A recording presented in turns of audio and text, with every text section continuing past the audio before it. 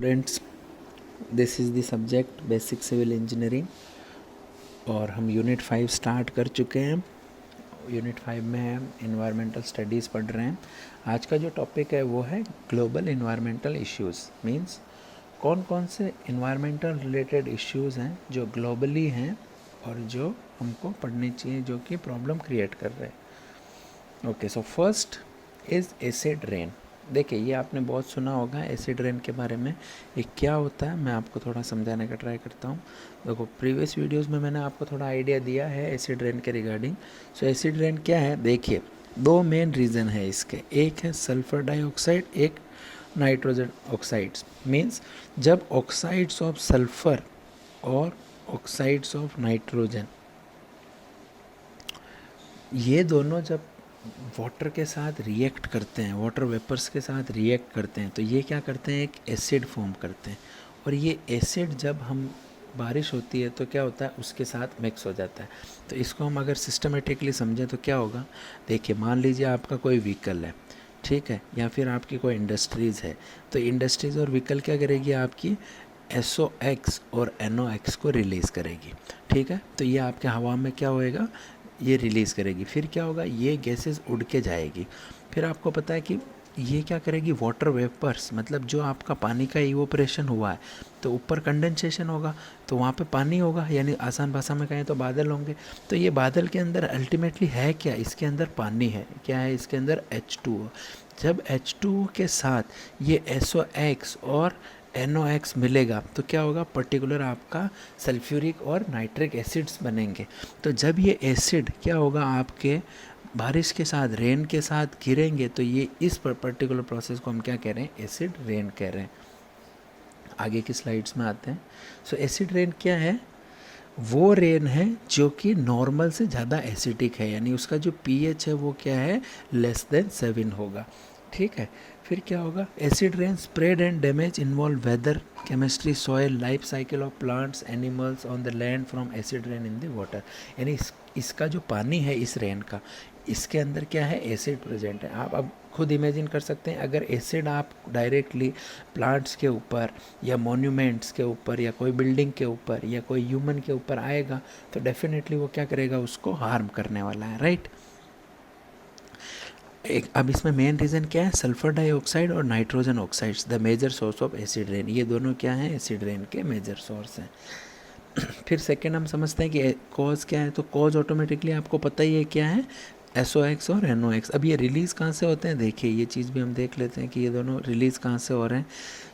जैसे आप call burn कर रहे हो या नेचुरल गैस या ये सारी चीज़ें यूज़ कर रहे हो, तो इसकी वजह से क्या होगा, कॉल बर्न कर रहे हो तो उस वजह से आपका क्या हो रहा है, SOx जो है वो एनवायरनमेंट में रिलीज़ हो रहा है। सिमिलरली इसी तरह से जब आप पेट्रोल यूज़ कर रहे हो तो वो नाइट्रोजन ऑक्साइड दे रहा है। और इवन मैं आपको बताऊँ तो पौधे जो हैं, प्लांट्स भी हैं, वो भी कुछ अमाउंट का NOx इन्वायरमेंट में रिलीज़ करते हैं। तो ये सारे रीजंस की वजह से क्या होगा, इस सारे रीजंस की वजह से हमारा SOx और NOx रिलीज़ होगा। और जब ये SOx और NOx जब ये क्या करेगा, रेन के वाटर के साथ मिक्स हो जाएगा तो ये क्या कहेगा, वीक सॉल्यूशन बनाएगा, जैसे कि सल्फ्यूरिक और नाइट्रिक एसिड्स। और ये सल्फ्यूरिक और नाइट्रिक एसिड जो है, जब ये सल्फ्यूरिक और नाइट्रिक एसिड रेन के साथ बारिश में आएंगे तो इसी को हम एसिड रेन बोल रहे हैं। चलिए, केमिकल प्रोसेस क्या है उसको समझते हैं। तो आप सबसे पहले ये समझिए कि सल्फ़र के साथ ऑक्सीजन मिला तो SO2 बना। ये आपका क्या होगा, कॉल से रिलीज़ हो गया, आपके प्लांट से, इंडस्ट्री से SO2 रिलीज़ हो गया। अब ये SO2 जब H2O के साथ मिक्स हो रहा है तो ये क्या बन रहा है, H2SO3, सल्फोरस एसिड। सिमिलरली जब इस मोल को हम चेंज करेंगे तो SO3 जब H2O के साथ रिलीज़ होगा तो वो क्या बनाएगा, सल्फ्यूरिक एसिड, H2SO4। और सेम इसी तरह से नाइट्रिक एसिड का भी फॉर्मेशन होता है। सिमिलर वे में आप देख सकते हो, इसी तरह से आपका क्या है, नाइट्रस एसिड और नाइट्रिक एसिड का फॉर्मेशन होता है। सो अब सिस्टमेटिकली एट लास्ट वापस आपको सारी चीज़ें मैं समझा देता हूँ। आपका SO2 और NOx क्या हुआ, मैन मेड सोर्सेज की वजह से रिलीज़ हुआ, और जैसा कि मैंने आपको पहले बताया था कि नेचुरल सोर्स से भी NOx रिलीज़ होता है, यानी प्लांट्स भी जो है वो NOx को रिलीज़ करते हैं। तो अब ये दोनों पोल्यूएंट जो है वो क्या करेंगे, ऊपर की साइड ट्रेवल करेंगे, और जो आपके बादल हैं उसके साथ क्या हो जाएंगे, मिक्स हो जाएंगे, और वाटर के साथ यहाँ पे मिक्स होकर एसिड्स बना देंगे। फिर ये एसिड क्या होगा, जब बारिश गिरेगी तो ये एसिड रेन कहलाएगी। ठीक है, ओके। अब इफ़ेक्ट क्या है एसिड रेन के वो समझ लेते हैं हम। तो देखिए आपने ना ये जो पर्टिकुलर एग्जांपल है ताजमहल का, ये आपने ज़रूर सुना होगा कि इसके ऊपर जो है सल्फ़र डाइऑक्साइड और सल्फ्यूरिक एसिड की वजह से क्या हो रहा है, आपका जो ताजमहल का जो मार्बल है वो थोड़ा थोड़ा येलो होता जा रहा है, राइट। तो क्या हो रहा है, ये उसको हम मार्बल कैंसर भी कहते हैं। सो एसिड रेन क्या कर रहा है, हमारे मॉन्यूमेंट्स को अफेक्ट कर रहा है, ठीक है, उसकी जो ब्यूटी है, उसका जो एस्थेटिक व्यू है उसको अफेक्ट कर रहा है। सिमिलरली अब और भी कोई बिल्डिंग्स है जिस पे मार्बल या लाइमस्टोन जैसा कुछ लगा हुआ है, तो वो क्या करेगा, उनके साथ जाके रिएक्ट करेगा। अब इसके भी डिटेल में जाएँ तो देखिए मार्बल कुछ नहीं है, CaCO3 है। जब इसके साथ H2SO4 रिएक्ट करता है तो ये एक प्रेसिपिटेट बनाता है, ठीक है। तो ये प्रेसिपिटेट बनाने की वजह से क्या है, इसका कलर चेंज होता है और इसका डिके होता है, मतलब वो जो सरफेस है वो उतना स्मूथ नहीं रहता है, वो टूटता जाता है। मैं आपके फिगर से आगे समझाता हूँ आपको। तो ये थोड़ा सा येलोइश आपको नज़र आ रहा होगा, ये फिगर की मैं बात कर रहा हूँ। तो इस तरह से क्या होगा, ये यहाँ पे देख सकते हो आप, डिके हो गया है सरफेस का, राइट। तो ये किसकी वजह से हुआ है, क्योंकि एसिड रेन इसके ऊपर गिरी है, राइट। फिर हेल्थ के ऊपर हम ऑब्वियसली इस चीज़ को समझ सकते हैं कि जब भी हमारा नाइट्रस ऑक्साइड या सल्फर डाइऑक्साइड की वजह से जो एसिड रेन होगी तो वो क्या होगा, हमारे को डायरेक्टली स्किन को अफेक्ट करेगा, साथ ही साथ हमारा लंग्स को भी अफेक्ट करेगा, क्योंकि वो क्या करेगा, एनवायरनमेंट में जो आपका जो एनवायरनमेंट है उसको क्या करेगा, pH को <7 कर देगा। तो उसकी वजह से क्या होगा, हमको रेस्पिरेटरी प्रॉब्लम्स भी हो सकती है। फिर अगर एनिमल्स पे गिरेगा तो ऑब्वियस सी बात है वो उनकी भी प्रॉब्लम करेगा। और जैसे अगर मान लीजिए कोई लेक वगैरह रिवर में जाएगा तो उसमें क्या होगा, वो एक्वेटिक लाइफ को, इकोसिस्टम को डिस्टर्ब करेगा, ठीक है। चलिए ट्रीज़ और सॉइल पे हम समझ सकते हैं, जैसे कि प्रोसेस है फोटोसिंथेसिस का, इसको वीक करेगा। और इसी तरह से हमारा क्या है, अदर जो एलिमेंट्स हैं उनको डिस्टर्ब करेगा, सॉइल की जो फर्टिलिटी है उसको डिस्टर्ब करेगा, ठीक है। तो ये सारे इसके इफ़ेक्ट्स हैं। चलिए अब नेक्स्ट बात करते हैं। सो ये एसिड रेन की वजह से आप देख सकते हो कि किस तरह से ये डैमेज हो गया है प्लांट वगैरह, और ये फर्टिलिटी इसकी डिक्रीज़ हो गई है। अब इसके प्रिवेंशंस क्या है, प्रिवेंशन सिंपल है। देखिए हमको ऑटोमेटिकली SOx और NOx का जो रिलीज़ हो रहा है उसको कम करना पड़ेगा। तो उसको कम कैसे करेंगे, हमको पहले उसके सोर्सेज आइडेंटिफाई करने पड़ेंगे। सोर्स आइडेंटिफाई कर लिए, जैसे हम कॉल वगैरह यूज़ करते हैं, फॉसिल फ्यूल्स यूज़ करते हैं, तो वो सारी चीज़ें आइडेंटिफाई करके उनके यूज़ को कम करना है। और अल्टरनेट एनर्जी सोर्सेज जो है उनको हमको ज़्यादा यूज़ करना है, रिन्यूएबल सोर्सेज को हमको ज़्यादा यूज़ करना है, right. That is the prevention. Second topic है आपका, सेकेंड इशू जिसे हम कह सकते हैं, फर्स्ट इशू हमारा एसिड रेन हो गया, सेकेंड इशू है हमारा ओजोन का डिप्लीशन। अब ओजोन का डिप्लीशन क्या है, क्यों हो रहा है, ये सारी चीज़ें हम सिस्टमेटिकली समझते हैं। तो इसके लिए मैंने आपको प्रीवियस वीडियोस में बताया है कि हमारा एटमॉस्फेयर जो है वो डिफरेंट लेयर से मिलके बना हुआ है। आपको पता है कि सेकंड जो लेयर है हमारी, उसके अंदर ओजोन नाम की एक परत है। तो पहले ओजोन डिप्लीशन को समझने से पहले ओजोन को समझते हैं कि ओजोन क्या है। देखिए ओजोन कुछ नहीं, हमारा जो अर्थ है इसके ऊपर डिफरेंट लेयर्स हैं, तो इस लेयर्स के अंदर एक ओजोन गैस की एक परत है।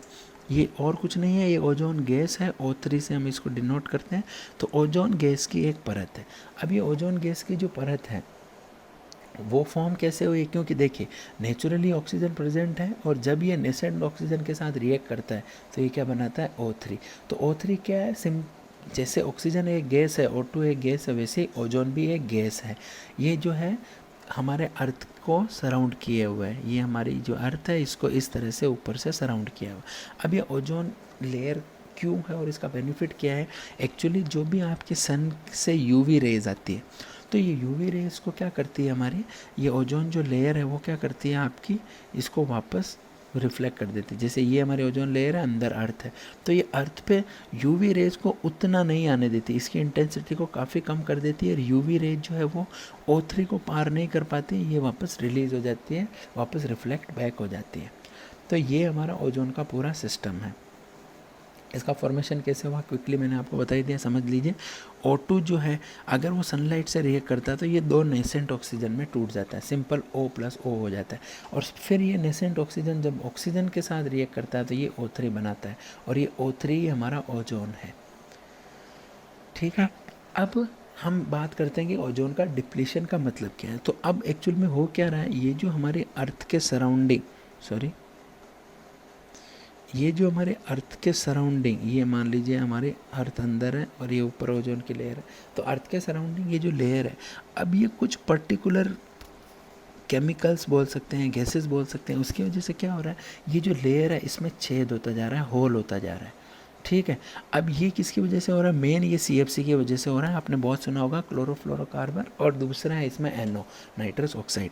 इन दोनों की वजह से एक्चुअल में क्या हो रहा है, ये ओजोन की जो लेयर है इसके अंदर क्या हो रहा है, आपके होल होते जा रहे हैं।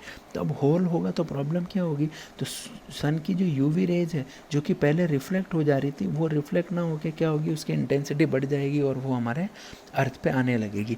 यूवी रेज का क्या नुकसान हो हम आगे देखने वाले हैं। तो आप पूरा ये ओजोन डिप्लीशन का मीनिंग समझ गए होंगे, राइट। अब ये CFC और NO की वजह से हो रहा है, तो हमको ये समझना पड़ेगा कि CFC और ये क्या है। तो CFC का फुल फॉर्म है क्लोरोफ्लोरोकार्बन, और ये मेनली क्या है, ये क्लोरीन, फ्लोरीन और कार्बन, 3 कंपोनेंट से मिलकर बना हुआ है, क्लोरीन, फ्लोरीन और कार्बन। अब ये जो है CFC जो है ये इंडस्ट्रीज़ में बहुत यूज़ होता है। क्यों यूज़ होता है, क्योंकि ये लो टॉक्सिक है, केमिकली स्टेबल है और इकोनॉमिकल है। लो टॉक्सिक मतलब इतना जहरीला नहीं है, केमिकली भी स्टेबल है, दूसरे चीज़ों से रिएक्ट कम करता है, और इकोनॉमिकल भी है, ठीक है, चीप है। अब मेनली ये CFC यूज़ कहाँ होता है, सबसे ज़्यादा जो यूज़ होता है वो रेफ्रिजरेटर में होता है। एक्चुअली CFC जो है वो आपको कोई भी चीज़ को ठंडा करने के काम आता है। तो ये गैस जो है ये क्या करता है, आपका रेफ्रिजरेटर में यूज़ होता है, ब्लोइंग एजेंट में, जहाँ पे क्या होता है टेम्परेचर बहुत ज़्यादा बढ़ जाता है तो CFC यूज़ करके टेम्परेचर को गिराया जाता है। और इसके साथ साथ कूलेंट्स वगैरह जो बनते हैं, आपने सुना होगा, कूलेंट्स के अंदर NO भी यूज़ होता है और CFC भी यूज़ होता है। गाड़ी वगैरह व्हीकल में कूलेंट लगे होते हैं, आपने ये चीज़ सुनी होगी। कूलेंट क्यों लगे होते हैं, क्योंकि उसके इंजन को वो ठंडा करते हैं।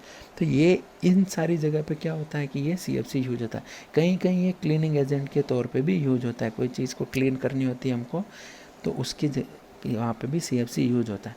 तो अब ये CFC जो हम यूज़ कर रहे हैं, तो इसकी वजह से क्या होगा, ये हमारा एनवायरनमेंट में रिलीज़ होगा, और ये एनवायरनमेंट में रिलीज़ होने के बाद क्या करेगा, ओजोन की लेयर को हमारा डिप्लीट करेगा।